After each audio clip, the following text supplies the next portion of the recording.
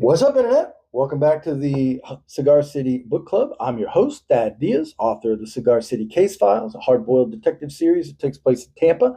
Um, and it follows the exploits of an active duty firefighter who's a bail bondsman and a private investigator on his days off.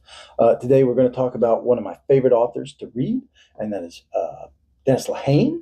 But one of the neat things about him, not only did he write one of my favorite series and one of my favorite books in the Kinsey Gennaro series and Darkness Take My Hand, he also turns out to be a pretty big writing influence on me. And I had really no idea.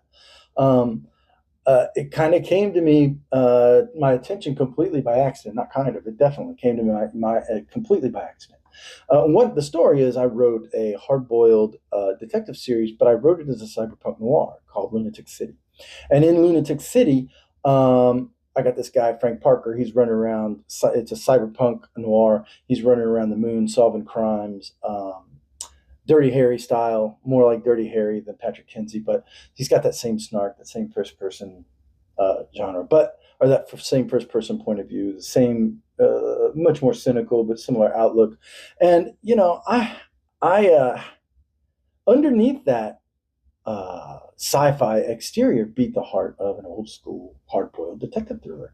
And I considered myself at the time under the influence of the William Gibsons, the Philip Dicks, the Richard Morgans, for obvious reasons. But not too long after, a year or so after, I picked up, I think, the audiobook this time of A Drink Before the War, and I listened to it, and I got to this scene, and I was like, wait a minute, I recognize that. I completely ripped that off. Not I didn't rip it off, but I completely used that without even realizing that I had used it, that it was in another book. It just lay dormant there, and it came to the surface. I thought that was so cool, and I hadn't intentionally borrowed it, and I certainly didn't have a book open while I was writing or any of that stuff. But it was just cool that kind of came to the surface that way, and it's at that time that I realized, man, this Dennis Lehane. Maybe I've got he's influenced me more than I realized. And when I read the my styles, I would say that, and I frequently tell people that ask me who do I comp with, I consider my voice to be very similar to the Kinsey Gennaro series in my current books. But I'm not trying to say that I'm not trying to say that I'm the next Dennis Lehane. I don't want to be the next Dennis Lehane. I want to be the next Thad Diaz. That's who I want to be. And but it is true that his voice speaks to me as a writer and as a reader.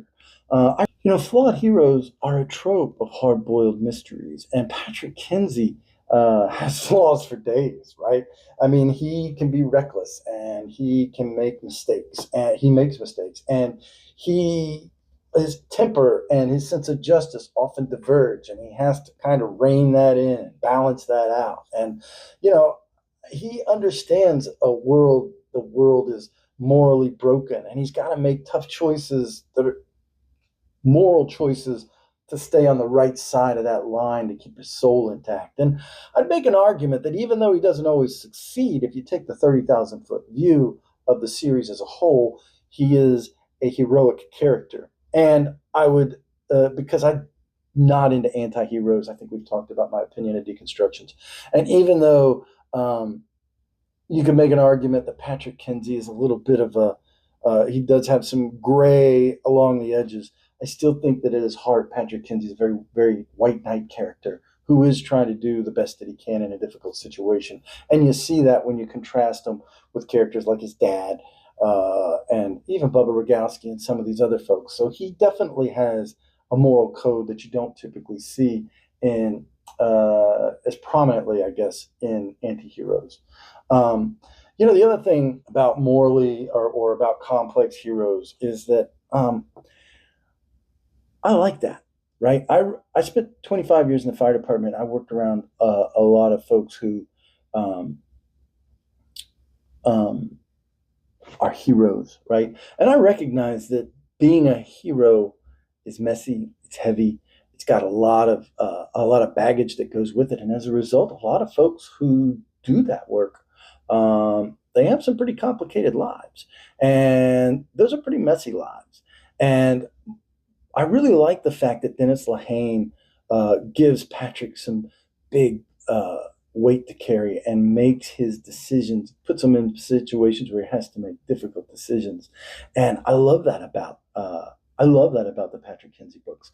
And you know, the nice thing about having no clean answers is to ask questions of the audience that, hopefully at least start us to think, and that's part of what books are supposed to do.